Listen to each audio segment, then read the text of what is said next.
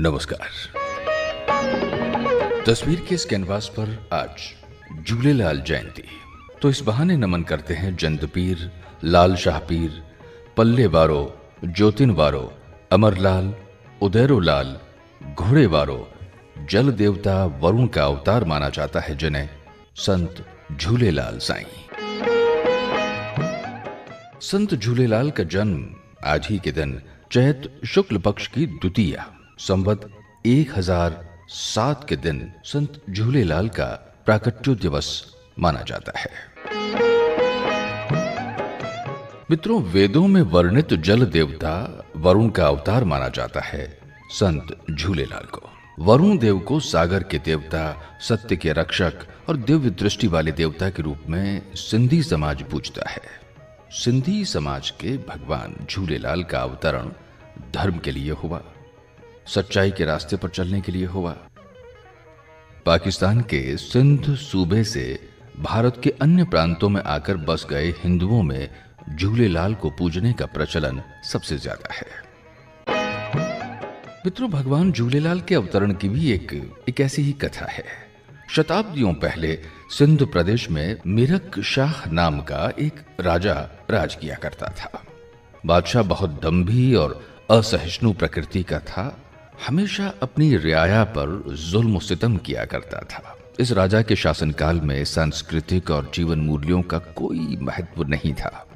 पूरा सिंध प्रदेश राजा के अत्याचारों से त्रस्त था। उन्हें कोई ऐसा मार्ग दिखाई नहीं दे रहा था जिससे वे इस क्रूर शासक के अत्याचारों से मुक्ति पा सके, इसके जुल्म सितम से आजाद हो सके। लोक कथाओं में यह बात लंबे समय से प्रचलित है कि मिरक शाह के आतंक ने जब जनता को मानसिक यंत्रणा दी तो जनता ने ईश्वर की शरण ली। सिंधु नदी के तट पर ईश्वर का स्मरण किया और वरुण देव उदैरोलाल ने जलपति के रूप में मत्स्य पर सवार होकर दर्शन दिए। तभी आकाशवाणी हुई कि अवतार होगा और नसरपुर के ठाकुर भाई रतन राय के घर माता देवकी की कोख से उपजा बालक सभी की मनोकामनाएं पूर्ण करेगा। समय ने करवट ली और नसरपुर के ठाकुर रतन राय के घर माता देवकी ने चैत्र शुक्ल द्वितीया संवत 1007 यानी आज ही के दिन एक बालक को जन्म दिया। बालक का नाम उदयचंद रखा गया। इस चमत्कारिक बालक के जन्म का हाल जब मिरक शाह को पता चला तो उसने अपना अंत मानकर इस बालक को खत्म करवाने की योजना बनाई। बादशाह के सेनापति दल बल के साथ रतन राय के यहां पहुंचे और बालक के अपहरण का प्रयास किया, लेकिन झूलेलाल ने अपनी दिव्य शक्ति से बादशाह के महल पर आग का कहर बरपा दिया। मिरक शाह की फौजी ताकत पंगु हो गई। उन्हें उदैरोलाल सिंहासन पर आसीन दिव्य पुरुष दिखाई दिया। सेना नायकों ने बादशाह को सारी हकीकत बयान की।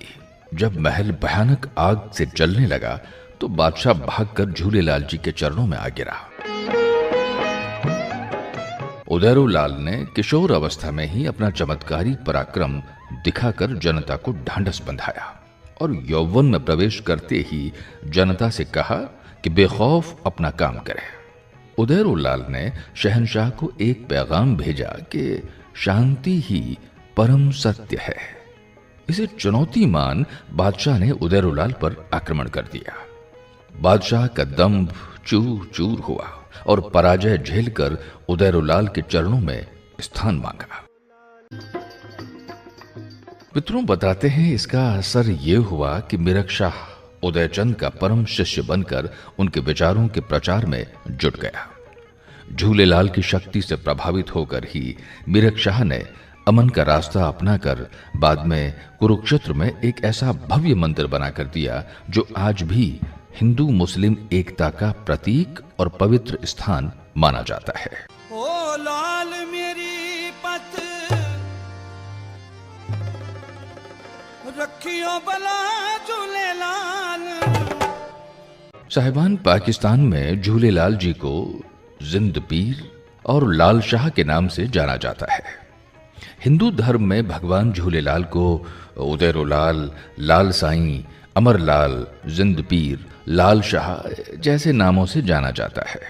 संत झूलेलाल को जल के देवता भगवान वरुण का अवतार माना जाता है। उपासक भगवान झूलेलाल को उदैरोलाल, घोड़ेवारो, जिंद पीर, लाल साईं, पल्लेवारो, ज्योतिनवारो, अमरलाल जैसे नामों से पूजते हैं। साहिबान सिंधु घाटी सभ्यता के निवासी चैत्र मास के चंद्र दर्शन के दिन भगवान झूलेलाल जी का उत्सव संपूर्ण विश्व में चेटीचंड के त्योहार के रूप में परंपरागत हर्षोल्लास के साथ मनाते हैं।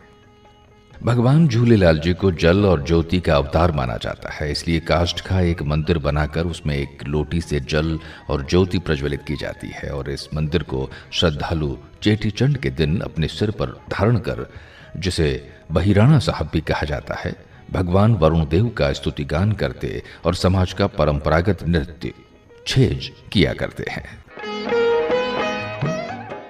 मित्रों, झूलेलाल महोत्सव सिंधी समाज का सबसे बड़ा पर्व माना जाता है। साहिबान झूलेलाल उत्सव चेटीचंड, जिसे सिंधी समाज सिंधी दिवस के रूप में भी मनाता है, ये सर्वधर्म संभाव का प्रतीक भी है।